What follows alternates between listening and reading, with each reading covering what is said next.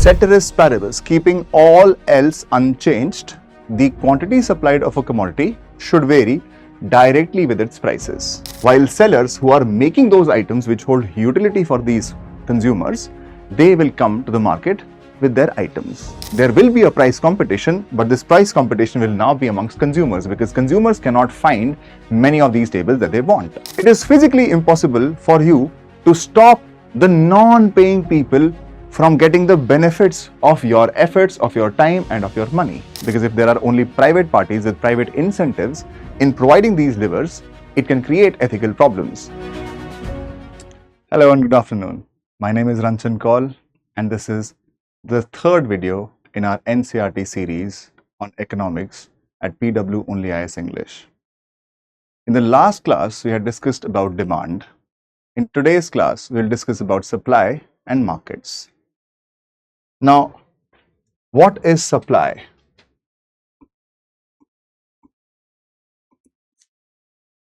Much like demand is defined as the quantity demanded of a commodity given its prices that people are both willing and able to pay for, supply is also defined very similarly. How do you define supply? Supply of a commodity is its quantity given its prices that sellers are both willing and able to supply. If you look at the definitions of demand and supply, the definitions look pretty much similar. Some words have to be changed. The supply of a commodity is its quantity given its prices that producers or sellers are both able and willing to sell. And much like the law of demand, we also have something called the law of supply. The law of supply gives us the relationship between supply of a commodity or quantity supplied as well as its prices. And the law states, ceteris paribus, keeping all else unchanged, the quantity supplied of a commodity should vary directly with its prices. Remember, what is important is the initial few words, keeping all else unchanged or keeping all else constant. The quantity supplied of a commodity varies directly with its prices. If we have to show this relationship between quantity supplied and prices of a commodity, we can show this relationship graphically also with the help of something which we call the supply curve. Now, what is a supply curve? A supply curve is a graphical relationship between two things, the prices of a commodity and its quantity supplied. And since the relationship between prices and quantity supplied is a direct relationship, the graph looks something like this. This is called the supply curve, also called the willingness to sell curve. And if you look at the supply curve, it's upward sloping. This upward sloping curve represents that if the price of an item are lesser, let's say they are P1, the willingness to sell this item would also be lesser at QS1. And if the price of an item become higher or increase to P2, the quantity supplied of that item will also increase to QS2.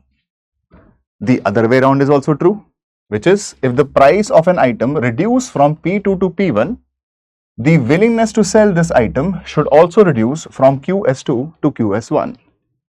Now, what could be the reason behind an upward sloping supply curve? The reason is very simple to understand. First, we have to understand, why do producers produce anything? Why do sellers sell anything? One of the prime motivations of selling anything is profits.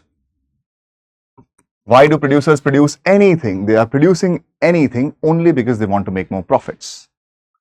And what are profits? Profits are simply put, they are revenue adjusted for costs.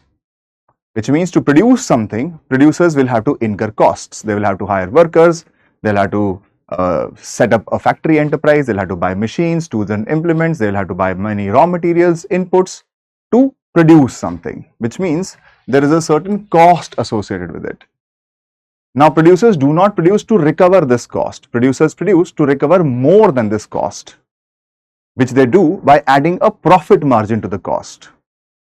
So, what essentially is profits? Profits is revenue adjusted for costs. And what is revenue? Revenue is quantity of an item which is sold multiplied by its market prices. For instance, if one Samsung television sells for 1 lakh rupees, a sale of 100 of these television units is going to get Samsung a revenue of 1 lakh rupees multiplied by 100, which is a revenue of 1 crore rupees. Now, from these 1 crore rupees, which is the revenue of Samsung from the sale of this TV unit, Samsung will remove the cost of producing the TV unit.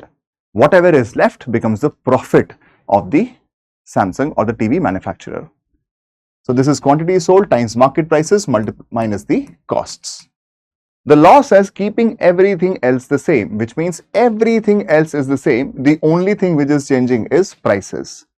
If the prices of an item increase, what should happen is that the revenue of that item should increase, while the cost will stay the same. And if the revenue of an item increases, cost staying the same, this would mean more profits for the makers. Conversely, if the market prices of an item decrease, keeping all else the same, the revenue of that item should decrease. Cost staying the same, revenue decreasing would mean lesser profits for the sellers. So, simply by looking at what profits mean, we can understand as to why the supply curve should be upward sloping. The supply curve is upward sloping precisely because at lower prices, keeping all else the same, this would mean lesser profits. And higher prices would mean higher profits. If you are a seller and if you know that something can sell at a higher price getting you a higher profit, obviously your willingness to sell will increase. Conversely, if you are a seller and if you know that the market prices of that particular item that you are producing are lesser, that should reduce your profit margins, obviously the willingness to sell that item should reduce. It simply means at a higher price, you are getting a higher profit by making this commodity and by selling it in the market. So, why should you do something else? Similarly, if that commodity is fetching a lower price would mean a lower profit margin for you, lower profits for you. And if you are making lower profits by making something, why should you not make something else which is going to fetch you a higher profit? This explains the upward sloping supply curve. The upward sloping supply curve is simply speaking a graphical representation of the law of supply, which is that quantity supplied is directly related to its prices. Now, there are independent forces of demand and forces of supply. Both of these forces of demand and supply interact at a place, and this place is called a market. Now, what is a market? Market is a place where buyers and sellers interact to exchange goods and services. Sellers are producing goods and services, buyers are consuming or want to consume those goods and services. And where they two meet, that place is exactly what we call markets. It's a place where buyers want to buy something. Why? Because that something holds a certain use value, some utility for them. While sellers who are making those items which hold utility for these consumers, they will come to the market with their items. Now, in the market, the forces of demand and supply are going to interact and they are going to set prices for a specific item. Consider a market for tables. This would be the supply curve of tables and this would be the demand curve for tables. On the y-axis go price per unit, on the x-axis go quantity. Now, if there are some sellers in this market who want to sell tables at a higher price. What is going to happen? If the price of tables in the market is, let's say, higher, let's call it P1, at a higher price, both the law of supply and the law of demand is going to kick in. At a higher price, the willingness and ability to buy something, to buy these tables, this is lesser, represented by QD1. But at a higher price, the willingness and ability to sell tables is much higher. Let's call it QS1. Because obviously, at a high price, suppliers would want to sell more, while at a higher price, buyers would demand less or would want to buy lesser. If the suppliers have come to the market with excess supply, while there is no corresponding demand for it, there is going to occur a situation of what is called a market surplus. Similarly, if the prices for these tables are, let's say, lesser, let's call them P2. At a lesser price, the law of supply and demand is once again going to kick in. At a lesser price P2, the willingness and ability to sell these tables should reduce at QS2. While at a lesser price, the law of demand is also going to kick in, and buyers would want to demand more of these tables. Now, this is a scenario where buyers want more tables while the suppliers have come to the market with lesser number of those. This situation is called a situation of market deficit. Now, markets can result in something called a market surplus or something called a market deficit, provided that prices are moving without any underlying change to demand and supply. Now, what happens in the scenario of a market surplus? Imagine that the prices of tables have become much higher than they should be. At a much higher price, there will be many suppliers in the economy who will want to enter the business of tables. And if they do, they will come to the markets with QS1 as supply. While at a higher price, the willingness and ability of people to buy these tables is going to significantly reduce, which means that the quantity demanded of these tables is simply QD1, which is much lesser than QT2, than QS1. This is a scenario of surplus, which means only as many tables will be sold as is the demand. This excess is going to be called market surplus, and market surplus will remain unsold.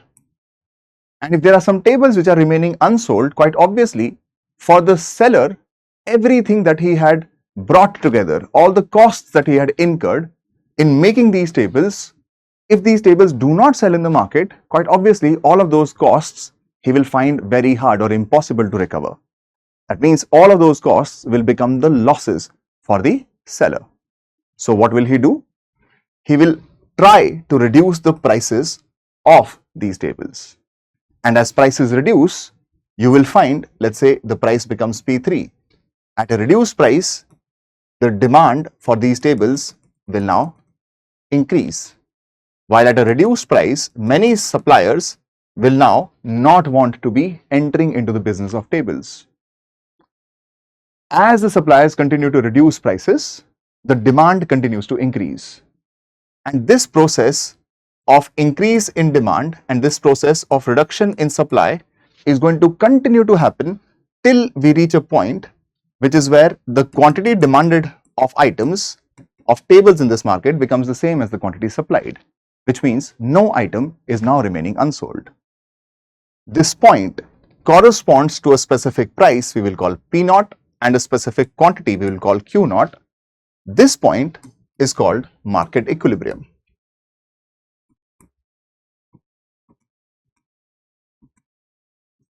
What is market equilibrium? Market equilibrium is simply speaking a state in the market where the prices have reached a level where the quantity demanded of a specific item is the same as its quantity supplied, which means that this economy is not producing anything extra. In terms of tables, this economy is producing only as many tables as are required by the people or as are being demanded by the people. Conversely, if there is a situation of deficit, what is going to happen?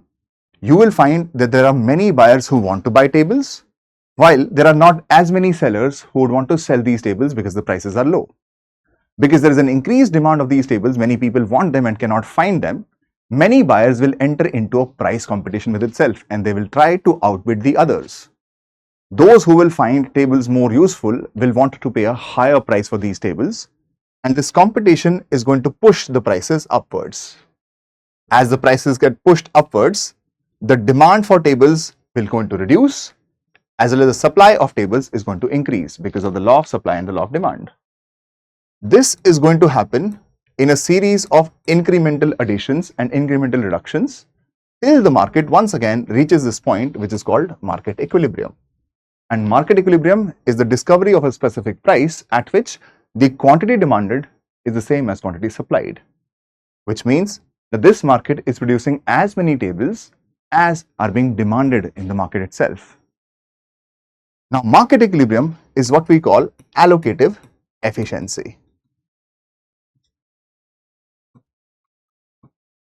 The other two scenarios, which is what you call a market surplus and a market deficit, these represent what is called a market disequilibrium. What is a market disequilibrium? A market disequilibrium is a condition where prices of commodities are higher or lower than their equilibrium prices, causing suppliers to either supply more than there is a demand or causing suppliers to supply less than there is a demand for those items. Whenever there is a situation of a market disequilibrium, the law of demand and supply is going to kick in. In case of a market surplus, because producers fear that many of their items will remain unsold, this will induce a sense of price competition in the suppliers, and some of these suppliers will push the prices downwards so that something gets sold. This incremental decrease in price is going to increase the quantity demanded of these tables, and this will happen iteratively till the market reaches this point, which is what we call the market equilibrium. And at this point, the quantity demanded of tables becomes the same as the quantity supplied, which means there is no producer in the market which is producing more than what is being demanded of tables. Similarly, when there is a market disequilibrium in the form of market deficit, this time there will be a price competition, but this price competition will now be amongst consumers because consumers cannot find many of these tables that they want. Some of these consumers who value tables very highly will want to pay a higher price for it. This price competition amongst buyers is going to drive the prices of tables upwards, and at a higher price, there will be many people who will either be unwilling to pay a higher price for tables or unable to pay a higher price for tables, leading to a reduction in demand. While at a higher price, suppliers will want to supply more. Once again, this is going to happen incrementally till the market reaches this point, which is what we call a market equilibrium. And at the market equilibrium, only as many of tables are being produced as is the demand in the economy. The market is creating nothing extra, the market is creating nothing lesser than there is a demand for tables. And hence, it is called allocative efficiency.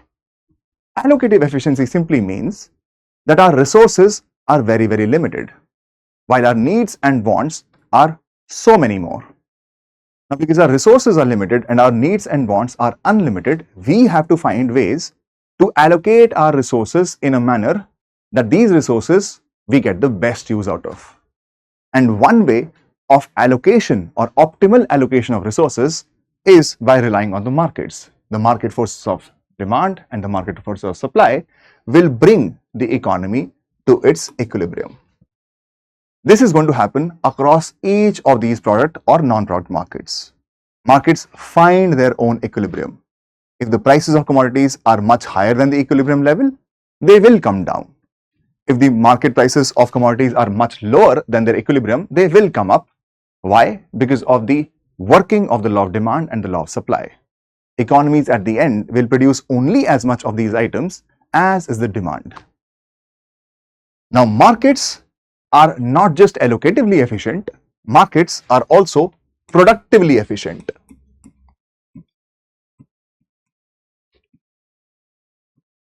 This is called productive efficiency. Each of these suppliers is supplying tables in the market. Why? Because they want to make more profits out of this. So each of these suppliers, these business owners who have set up these firms which make tables, they will want to ensure that these tables are produced at the lowest cost possible, which means They will want to ensure that there is no wastage of raw materials. They would want to ensure that the workers are working to their fullest potential, that the machines that they have deployed, everything is operating at their fullest potential possible. There is very limited or no wastage of resources at all. Because if there is a wastage of resources, this would mean that the producer will be able to sell a specific product at a higher price. Now, he wants to sell a product at the lowest cost possible, or he wants to bring his prices, his cost to the lowest possible. Why? Because he wants to increase his profit margin. It is in his self-interest to produce items at their lowest cost possible. Now, because it is in the self-interest of a producer to produce at the lowest cost possible, he will want to make sure that his productive capacity, his factory enterprise is operating at its peak efficiency. He will try to ensure that there is minimal to no wastage of anything, of any resources which are happening. Which means not only are markets allocatively efficient, markets are also productively efficient. And this is very, very significant for an economy. Why? Because every economy faces what is called a scarcity of resources. Our needs and wants are unlimited, while the resources which will satisfy those needs and wants, they are limited. Hence, we have to find a way to efficiently allocate those needs and to efficiently allocate those resources. One way of doing this is what we call through the market mechanism. Now, markets are great because they are allocatively efficient, because they are also productively efficient. But are they great all the time? Not necessarily. Markets also fail sometimes. This is a scenario what we call market failure. For example, markets fail when it comes to what we call public goods. Now, firstly, what are public goods? Public goods are technically defined as those goods which display two properties. They are non-rivalrous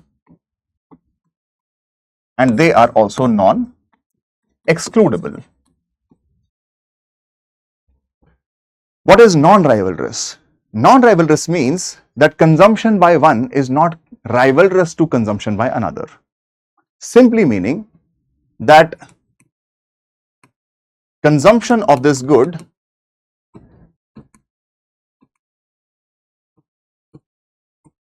leaves consumption by one of this good by others unaffected.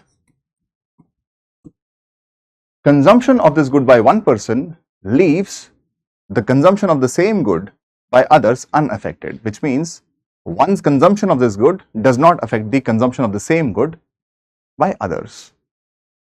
If I buy a shirt from the market and if I wear this shirt, will you be able to wear the shirt while I am wearing it? Which means since I am using this shirt, the same shirt you cannot use at the same point in time. This means that my consumption of this shirt is rivalrous to yours.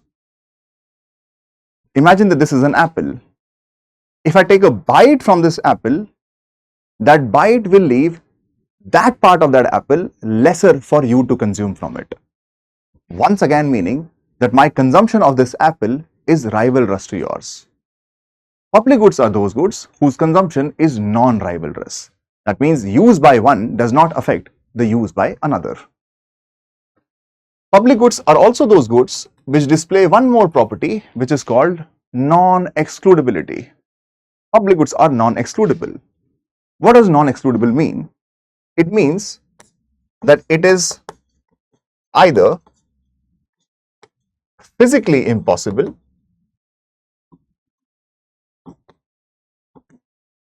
or it is prohibitively expensive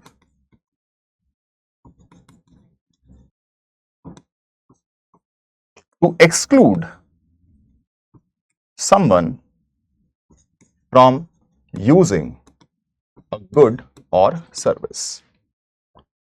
Sometimes there are goods whose consumption is non-excludable, which means that we cannot stop those people who are not paying for it from using that good or service.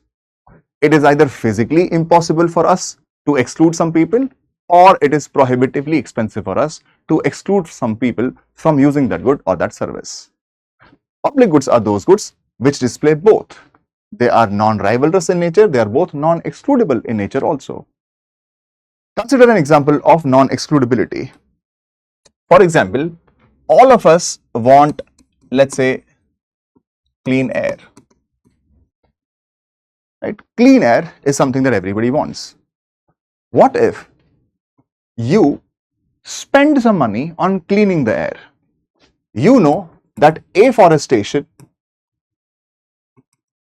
is going to help air become cleaner, or it's going to purify this air. Now, for afforestation, you will find a public piece of land, you will sow some seeds there, you will go every day to water them, and then wait for these trees to grow. That means you are spending not just your effort, not just your time, but also some money on afforestation. Let's say this forest grows, and once this forest grows, the tree canopy is going to purify this air. Now, this afforestation is going to purify air. Now, once this air is purified, can you stop other people from breathing this purified air? Can you stop them? It is physically impossible for you to stop the non-paying people from getting the benefits of your efforts, of your time, and of your money. You cannot exclude them from breathing this clean air, can you? This is where the consumption of a good is non-excludable. You can think of it in terms of river pollution also. If there is a river which is being polluted because industries are discharging their effluents into it, you can spend once again your effort, your time, and your money on cleaning this water. Now, you can spend it on cleaning this river around your area. But when this river water is cleaned, this river water is also going to flow downstream. Let's say you are based out of Delhi and you spend some money on cleaning Yamuna. The benefits of a cleaner Yamuna are also going to accrue to members based in UP. Those people who have not paid for cleaning of river Yamuna. Can you stop them from using clean water? You possibly can't. Now, public goods are those goods which are both non-rivalrous and non-excludable. The problem lies in non-excludability. If you know that you cannot stop people from, getting the benefits of something, from getting the benefits of your efforts, your time, and your money, if you cannot physically stop them, or if it is prohibitively expensive for you to stop them from using the benefits of your efforts, your time, and your money, will you want to spend this kind of money? Will you want to spend money on afforestation so that the air gets cleaned, if other people who have not paid for this afforestation can also breathe this clean air? Would you spend your money on rivers, on cleaning these rivers, when you know for a fact that this clean water is also going to flow downstream, and other people who have not paid for cleaning this water can also use the benefits or reap the benefits of your efforts? It is non-excludability which hurts the people's willingness to pay for it.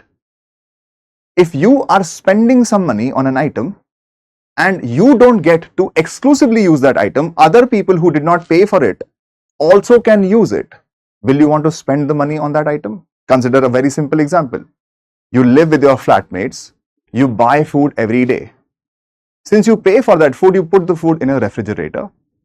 If your flatmates can come and eat that food any time that they want, will you want to spend money on that food article? You take people out for a lunch and only you pay while other people don't pay for it. Will you want to take these people out many times? It is non-excludability which hurts the willingness to pay for something, because you cannot stop other people from getting the benefits of that thing. You cannot physically exclude them, or it is prohibitively expensive for you to exclude them. This non-excludability directly attacks people's willingness to pay for an item. because you do not get to exclusively enjoy that item. Non-payers, what we call free riders in economics, they also benefit from your efforts, from your time and from your money. Because free riders are benefiting from your time, your efforts and your money, this is going to definitely have an impact on your willingness to spend that money, your willingness to pay for that item. Now, if the willingness to pay for that item reduces or gets eliminated, do you think the market is going to produce that item? For instance, if there are companies which spend a lot of money in afforestation and clean this air, and they cannot get people to pay for it because the benefits of clean air are available to all. No company can physically stop me from breathing. If that is going to happen, if no person is paying for this clean air, will any private company want to clean air for you? Similarly, if a private company is spending money on cleaning River Yamuna, the benefits of this clean River Yamuna are also accruing to the non-paying people who are living downstream. That means this company will not be able to charge them for this clean water. Will this company make these goods? In the markets, goods are only made for which there is a demand. This is what we are talking about when we discussed allocative efficiency. The markets come down to allocative efficiency by producing only as much of an item as is being demanded, and demand means both the willingness and the ability to pay. If people are not willing to pay for an item, why will the market produce that item? Now, because public goods are both non-rivalrous and non-excludable, this would mean that people do not want to pay for them. And if people don't want to pay for them, the market is going to create no supply for these items. And if the market creates no supply for these items, how will we then produce these items? Do you not want clean air? Do you not want clean water? Of course we do. Hence, there is a need for government intervention. It is the government which will spend its resources on making these public goods which the markets will fail to provide, because there is no incentive for the markets to produce these goods, because these suppliers will not be able to recover this money from free riders. Another case where markets fail is what we call information asymmetry.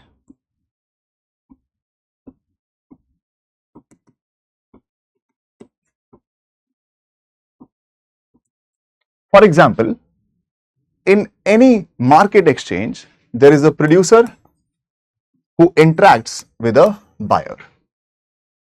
If the producer gives goods and services, the buyer has to pay for it. The buyer will have to have some trust in these goods and services made by the producer, which means he trusts that the money he is spending is bringing him some value. Now consider an example where the producer, let's say, is selling gold. And if there is no way of knowing whether this gold is pure or not, if there is absolutely no way of knowing whether this gold is pure or not, as a buyer, of course the producer will know how much of real gold is involved in that jewelry piece. If for the buyer there is no way of knowing whether the gold he is buying from a buyer, is it actually gold, is it some other material, is it just gold plated, if there is no way for him to know, will this buyer want to buy this gold from the producer? There is a huge information asymmetry. The producer knows so much about the value of the product that he is selling, while the consumer does not. And if the consumer cannot trust the producer, quite obviously the consumer is not going to be spending this money on buying that particular article. So every time there is an information asymmetry, this information asymmetry also will have to be bridged. And this bridging this information asymmetry can happen, for example, through regulation. The government creates quality standards. The government has some quality standards for the gold that is also sold. So once you trust that this gold is certified by some party who you can trust, only then will there be a market for gold, right? Which is what is necessary for any economy. For the markets to thrive, there has to be bridging of information asymmetry, because this information asymmetry creates a mistrust between the buyers and the sellers. Now, this mistrust has to be bridged, and any third party which we both can trust, only when that party intervenes can this information asymmetry be bridged, and in this case, this can be done through government regulation. The markets will have so much more incentive to sell impure gold, while the buyers will have no incentive to spend more money on something which is not actually gold. Precisely, there will be no markets for gold. Therefore, to bridge this information asymmetry, the government will create some regulatory standards also. There is a requirement of the government, the markets can fail. The third reason why markets can fail, or where markets can fail, is with respect to ethicality.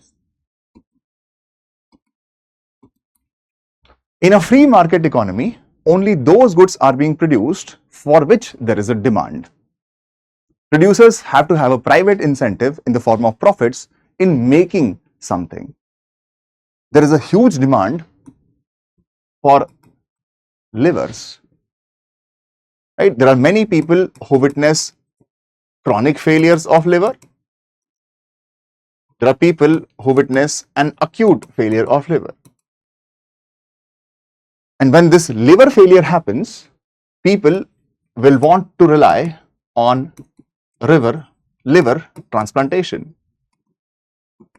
And liver transplantation is where you have to find a donor who can give you a part of your liver so that it can be introduced in your body and it will be regenerated into a fully functional liver.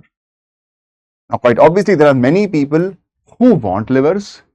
There are many people who also are willing to donate these livers. These people can donate livers in respect of a payment. Should there be a market or an unregulated market for livers? If there is an unregulated market for livers, quite obviously, it is to some extent great, because those parties who are witnessing a liver failure can now find ready people who are willing to supply, provided that the liver also matches. But this situation can also lead to ethicality problems. Because there is an unregulated market for livers, this unregulated market creates incentives for people to go for organ trafficking. There are people who will find very, very poor people who are willing to give a slice of their liver for some market considerations. People can be kidnapped and the liver can be harvested out of them only to be sold to another person. Now, just because there is an unregulated market for liver does not mean that this is a best solution or the best outcome for the entire economy. It can create problems with respect to ethicality. Should there be a market for livers at all? And if it is, should that be unregulated, or will we need a supervisory or a regulatory control over this market? Because if it is unregulated, because if there are only private parties with private incentives in providing these livers, it can create ethical problems. People are going to find very, very poor people, harvest their livers and sell it off in the market for livers, which is completely unregulated. These are problems with respect to ethicality, once again, can be managed through government intervention.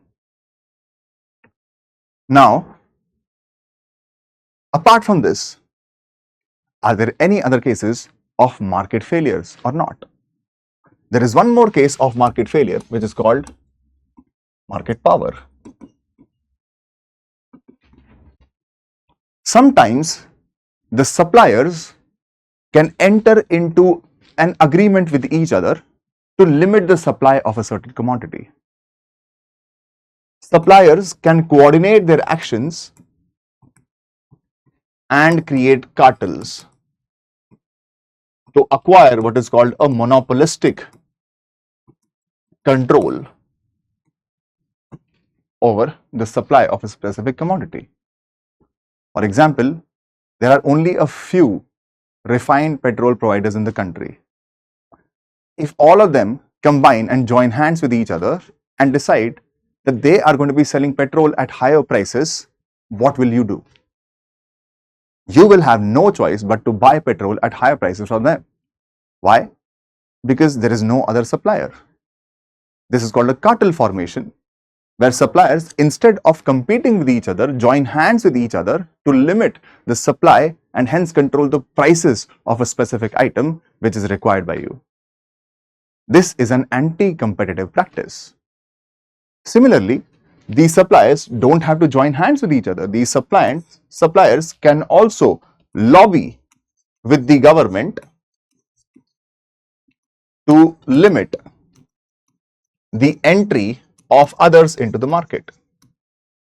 For example, many of the telecom operators, before the advent of geo telecommunications, lobbied with the government to make entry into this sector as difficult as possible for geo. They may get the government to press for what is called a license requirement. They may find favors within the government itself and allow the government, or rather request the government, to limit the entry of others to produce the same item. And if that happens, these suppliers occupy what is called a monopolistic control over that particular market. And in a monopoly, the prices will be simply decided by the suppliers because they are facing absolutely no competition. Once again, this is an unfair anti-competitive practice, which means that markets do not always give us the best possible outcomes. Sometimes we have to rely on other forces than just market demand and supply to achieve the best possible outcomes for the entire economy. And that calls for what is called government's intervention. For instance, you require the government to provide you public goods, those goods which the market itself will not create. You will also require the government to regulate some markets. You will also require the government to stop some wrongdoing from happening. You will require the government to ensure that in the markets there is free and fair competition. Now, for the government to do each of these things, the government also is going to require resources. How will the government provide you public goods? How is the government going to provide you clean air, clean water? It requires some money. It requires some resources. Where is the government going to get these resources from? Primarily through the powers of taxation. Government gets these resources from taxation and then spends these resources, called government's expenditure, to cure for what is called market failures. Now, if the government taxes all of us quite a lot, or if the government does not tax us significantly, what is the impact of the government's action on the entire market? How will we ever know?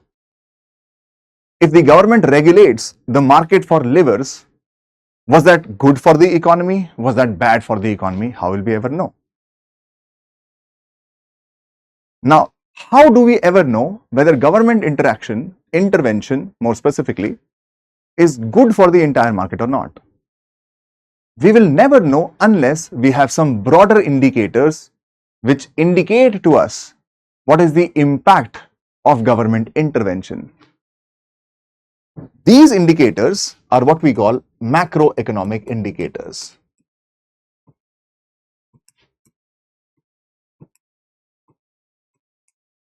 In all modern economies, in fact in most modern economies, you will find that there are markets which are producing and distributing items, and then there is the involvement of the government also. Government sometimes involves itself in production and mostly involves itself in governance, in regulation. Now, these are what we call mixed economies. Mixed economies try to correct for market failures because relying simply on the markets is not going to give us the best possible solutions. Now, whether this choice of having a mixed economy, is it the best for everyone? Is it helping the entire economy? Or the choices of many players within the mixed economic system, for example, the choices of government policies, what kind of policies that the government is following? If the government is regulating some sector, what is the impact of that regulation? If the government chooses to not regulate a specific sector, what is the impact of that choice? For us to have a reasonable assessment, of each of these, we want to have some macroeconomic indicators for us to understand the impact. These macroeconomic indicators are, for example, GDP of an economy, unemployment rates in the economy, inflation in the economy. There are many macroeconomic indicators that will help us ascertain whether the impact of our choices is good or bad. And in the next class to follow, we will be taking up some of these macroeconomic indicators. We will start with GDP. Till then, have a good day.